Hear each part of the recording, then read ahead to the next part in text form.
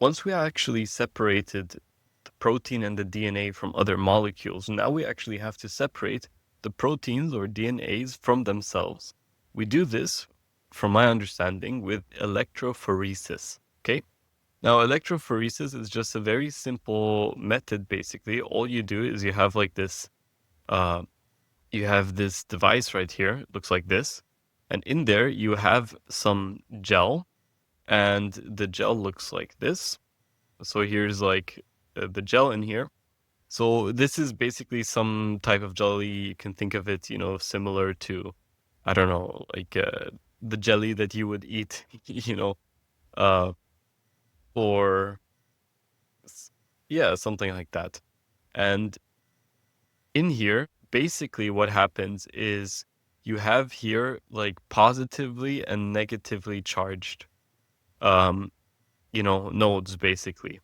And on the top, you have these, I guess you can think of them like holes, or I think they're called trenches. And in here, you would basically put your solution, okay? So let's say here, this blue is my solution. And what would happen then, basically, is you turn the device on, and the DNA or RNA or protein would go from here all the way to the bottom right here. And the way that it would separate it is by size. So because it's jelly, there are like pores which are bigger and smaller and all of that. And it separates it basically with the speed that it would go through. So some proteins or some DNA might be slower like this, and then some are super fast, like they're already here, after like, let's say 5 minutes or so, you know? And this is basically how we then separate the DNA or proteins and all of that by the size of them themselves, So maybe you have here something like here, and here's another part, and all of that. And this works because DNA specifically is negatively charged. So basically, it would be attracted to the positive part. However, the problem here is that proteins are not negatively charged by nature. So basically, proteins can be positive, negative, or neutral. So some proteins basically would go here to the bottom. Let's say here is a protein, or some would go here to the top even, or some would stay neutral and stay in its position, So to circumvent this, we have something called SDS page. Okay. Now with SDS page, we have here our protein like this, it's very squiggly and all of that, and with different charges. And by the way, the charge is dependent on the amino acids and the pH level of the protein itself. And after adding SDS, we basically have this long,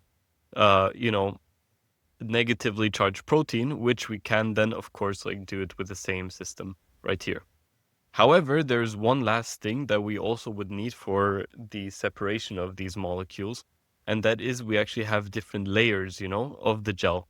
So here in the first part, we have here like one part of the gel, which is it's a lot more loose, and the pH level is a lot less and all of that.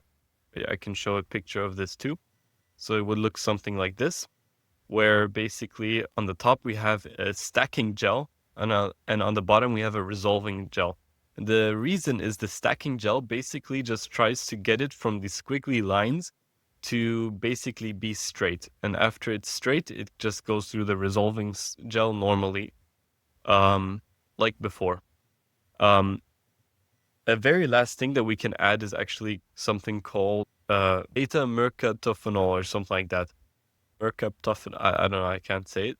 But yeah, basically, what this does is, imagine this is like a protein that you have, and then connected to this through a bond is actually another protein like this. And what this Beta-Mercaptoethanol, I don't know, I'm not going to attempt this to say, but what this does is it breaks the bond right here, so that this really is separate to this. And of course, then we can actually separate them, because if there were a bond, then, it would be problematic to separate.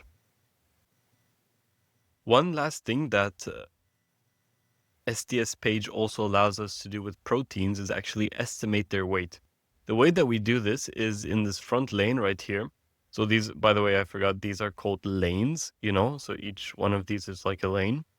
And in this first lane right here, we would put something called a ladder. And basically, a ladder is like a liquid, basically, with proteins where we know their molecular weights already. So we can think of, like, imagine we have here these right here. So this is from the ladder of the proteins that we already know. And then we can see, okay, actually this ladder, like this part of the protein right here, which, we already know the molecular weight, is very similar in speed and therefore also in size with this one right here. So we can actually estimate this one's size through the ladder. And yeah, that was it for protein separation and electrophoresis and also SDS page. Thank you very much for listening. If I have any mistakes, please let me know. I'm not a biologist or anything like that. But yeah, thank you very much.